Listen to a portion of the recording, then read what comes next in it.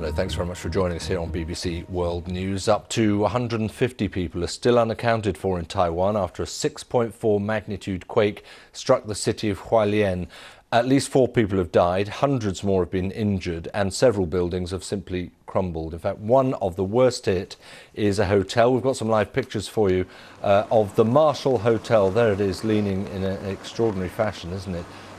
There are understood to have been a number of people who are registered to be in the hotel who are missing at the moment. It's not clear what their situation is, but people in the city itself have been warned they should not go home until aftershocks, and there have been quite a few of those, have subsided. We can get some more now for you from Andrew Plant.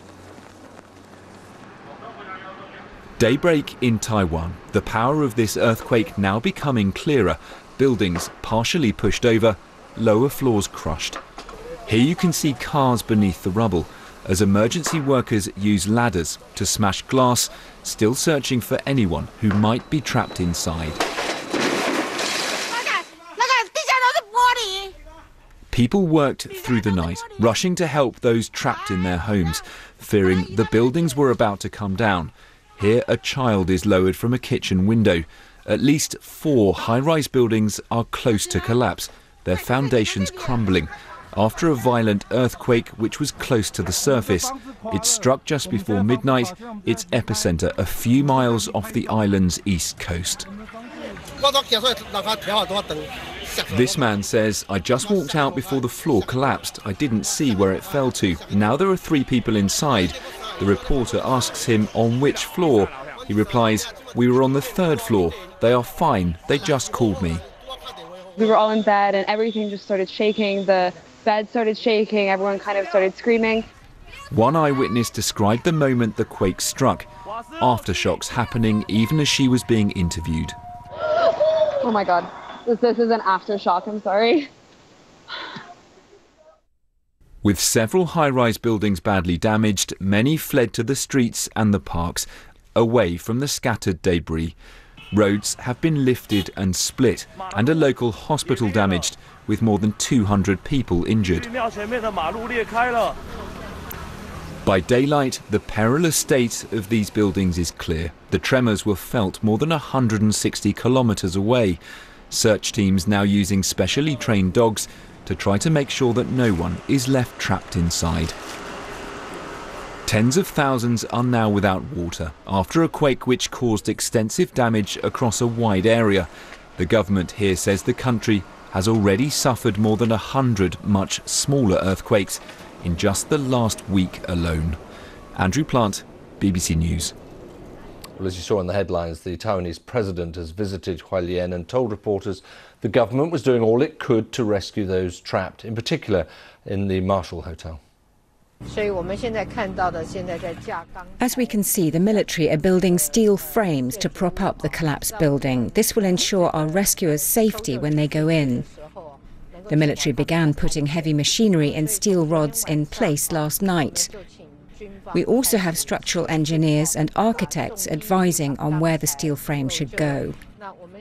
We are racing against time, and now is a critical time.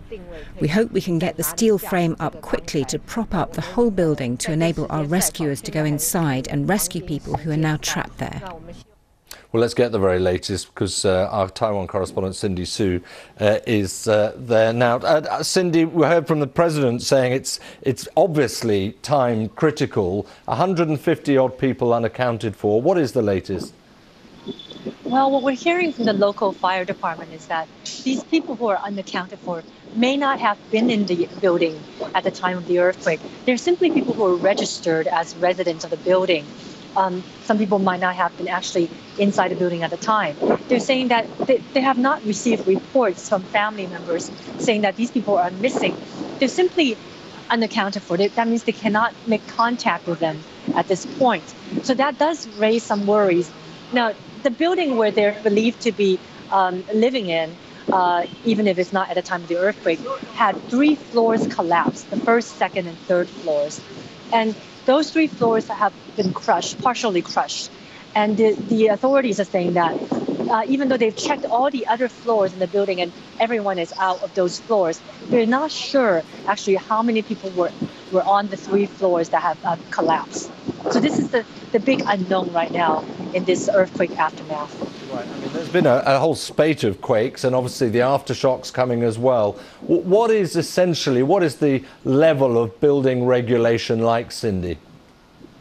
Well, buildings in Taiwan are quite old. I mean, Taiwan developed very quickly as one of the 4 Asian tigers in previous decades. And the standards of the construction were not very good back then. And many of the buildings here are 30 to 40 years old.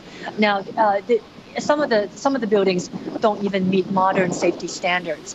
But over the years, people have been very reluctant to spend money to retrofit these buildings and reinforce them. The buildings are occupied by many households, so you have to get everyone to agree to strengthen the buildings. And even though Taiwan has suffered from many earthquakes in the past, this is a continuous problem.